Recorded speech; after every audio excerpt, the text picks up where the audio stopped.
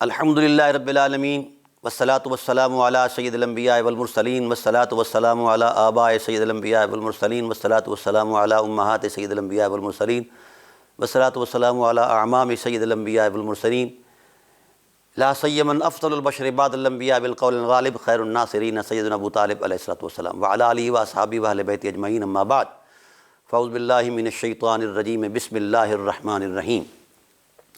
ناظرین کرام، ہماری گفتگو چل رہی تھی کہ اعلیٰ حضرت رحمۃ اللہ تعالیٰ علیہ کی جو کتاب شرح المطالب ہے اس کے عدم تبادل پر ہماری گفتگو چل رہی ہے۔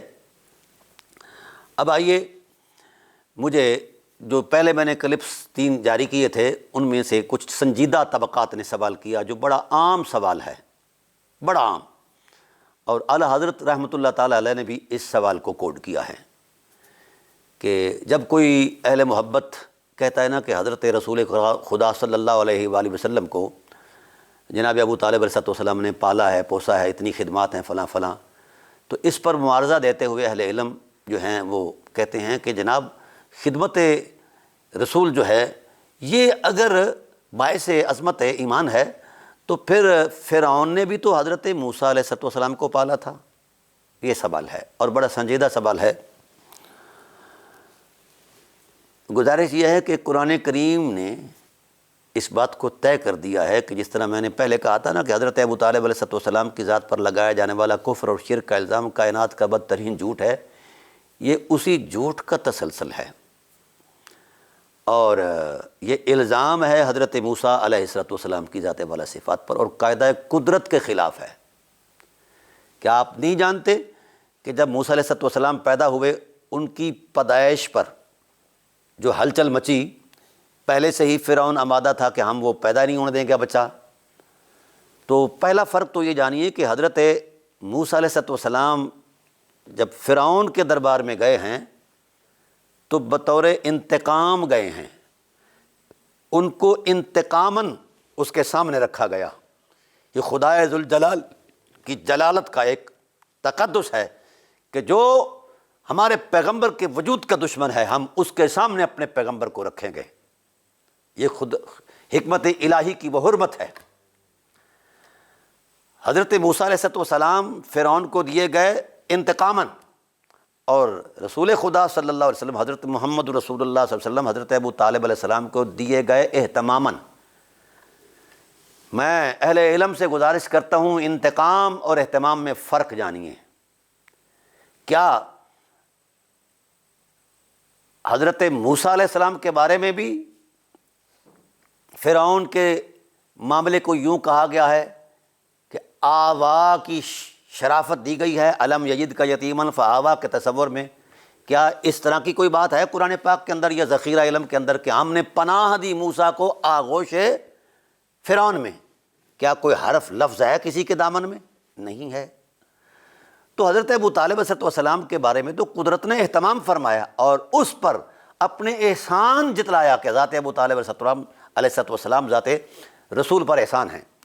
علم یجد کا یتیمن فآوا، ہم نے آپ کو اپنی آغوش رحمت میں پالا۔ تو حضرت ابو طالب علیہ السلام کے وجود اقدس کو اللہ نے اپنی آغوش رحمت قرار دیا ہے۔ تو یہ ایک فرق جاننا چاہیے ہمارے اہل علم کو کہ موسیٰ ادھر انتقاماً گئے، محمد صلی اللہ علیہ وسلم ادھر اہتماماً آئے، پہلا فرق۔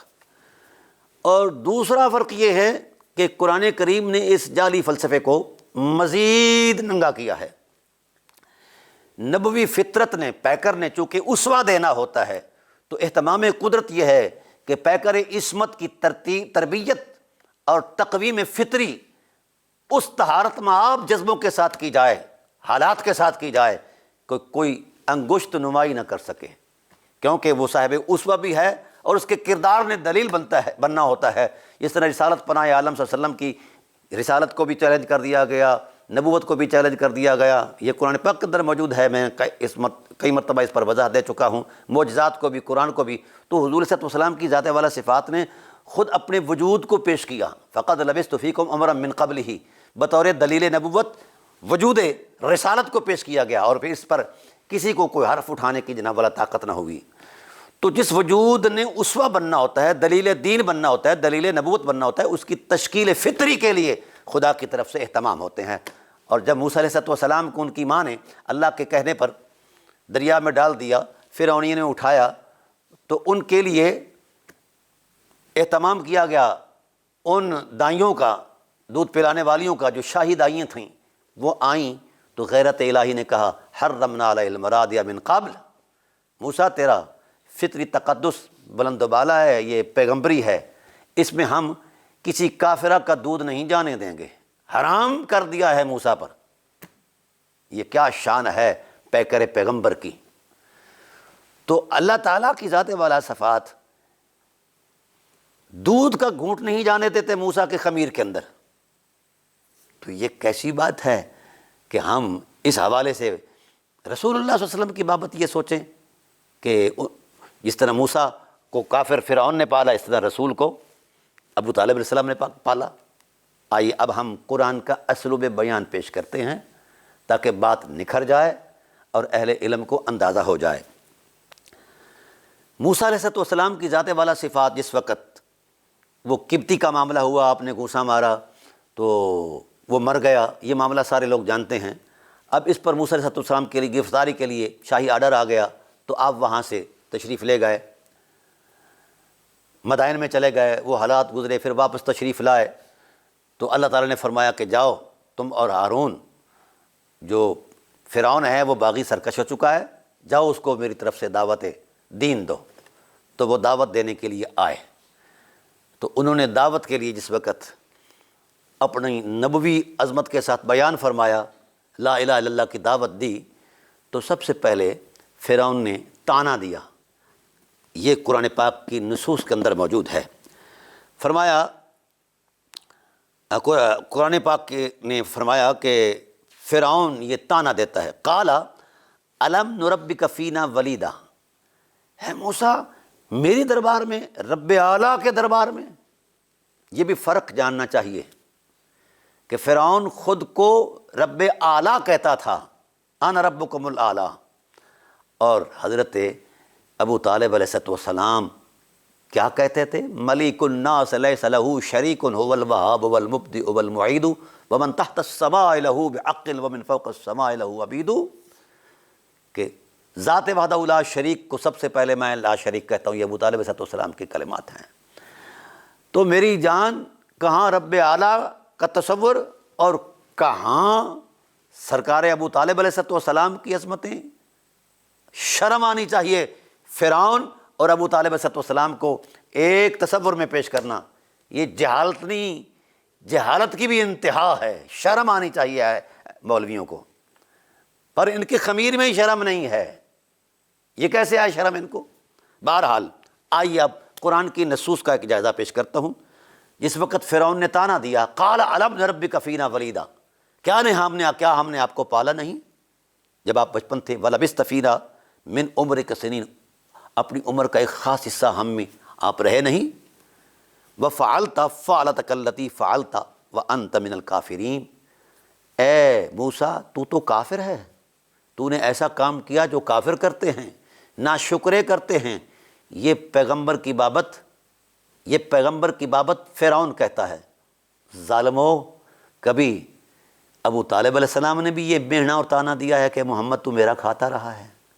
ابو طالب علیہ السلام تو اس وقت تک اپنے بچوں کو کھانا نہیں دیتے تھے جب تک محمد کریم اس کھانے پر ہاتھ نہ رکھیں یا تناول نہ فرمائیں، اور یہی کہتے تھے کہ میرا تن من دھن سب پھونک دیا آقا آپ کی ذات کے لیے، میری اولاد آپ کی ذات کے لیے، میری جان میرا مال آپ کی اولاد کے لیے ہے۔ تیسرا فرق جو ان ظالموں کو نظر نہیں آتا، بریلویوں کو، جس وقت جناب موسیٰ علیہ السلام فرعون کے پاس آئے اور اپنی نبوت کا اعلان فرمایا اور اللہ کی الوہیت کی طرف دعوت دی، تو کوئی ہے مائی کلال یہ ثابت کرے کہ فرعون نے یہ بات برداشت کی ہو؟ فوراً وہ بھڑک اٹھا، اس کے عقیدے اور ان کی بنائی ہوئی جعلی قدروں کے خلاف تھا یہ تصور دین، اس لیے انتقاماً بول اٹھا۔ تو بولیے، دعوی رسالت، اعلان نبوت کے بعد بھی فرعون کچھ لمحے حضرت موسیٰ کے ساتھ رہا ہے؟ کسی احترام کے ساتھ نہیں۔ تو سلام ابو طالب تیری حرمت کو، تیرے ان قدموں کی خاک کے ذروں پر کائنات قربان، جس نے اعلان نبوت کے بعد بھی 10 سال نبی کی ذات کے ساتھ ذمیت کی شان میں گزارے ہیں اور نبوت کی ترجمانی کرتے رہے، قرآن کی ترجمانی کرتے رہے، لا الہ الا اللہ کی ترجمانی کرتے رہے۔ جو لا الہ الا اللہ کا ترجمان ہو اس کو کہتے ہو یہ فرعون جیسا ہو، شرم کرو مولوی ہو، پر شرم تمہارے خمیر میں ہی نہیں ہے، حیا کا تو تمہیں ذرا بھی نہیں لگا کہ تم فرعون کے ساتھ حضرت ابو طالب علیہ السلام کا موازنہ کرتے ہو۔ اور پھر نبی کریم صلی اللہ علیہ وآلہ وسلم کی ذات کے ساتھ، آپ کی نبوت کے ساتھ، آپ کے تمام نبوی جتنے بھی سرگرمیاں تھیں ان میں پیش رہے اور ہراول دستے کا کردار اور حفاظت نبوت فرمائی، حفاظت رسالت فرمائی، رسول اللہ صلی اللہ علیہ وسلم کی حفاظت فرمائی اور قرآن کی حفاظت فرمائی، اس وقت کی امت کی حفاظت فرمائی۔ تو اس ذات کا موازنہ فرعون سے جا کرتے ہو، حیا کرنی چاہیے۔ چوتھی بات، قالا، حضرت موسیٰ بولے کہ میں ناشکرا نہیں، قالا فعلتها اذا وانا من الضالین، اگر میں ناشکرا ہوتا تو اس وقت میں بے خبروں میں ہوتا، ضالین میں سے ہوتا، میں بے شکرا نہیں ہوں۔ میں نے جس وقت قبطی کو مارا اور تم نے مطلب پیچھے پولیس لگائی، ففررت منکم لما خفتکم، جب میں یہاں سے فرار ہوا یا یہاں سے تشریف لے گیا ادبی ترجمے کے اعتبار سے، تو میرے رب نے وجعلنی من المرسلین فوہب لی ربی حکمہ، پھر اللہ تعالیٰ کی ذات نے مجھے نبوت کا تاج پہنایا اور مجھے مرسلین میں حق کا رسول بنا کر بھیجا۔ یہ ہے موسیٰ علیہ السلام کا جواب فرعون کو۔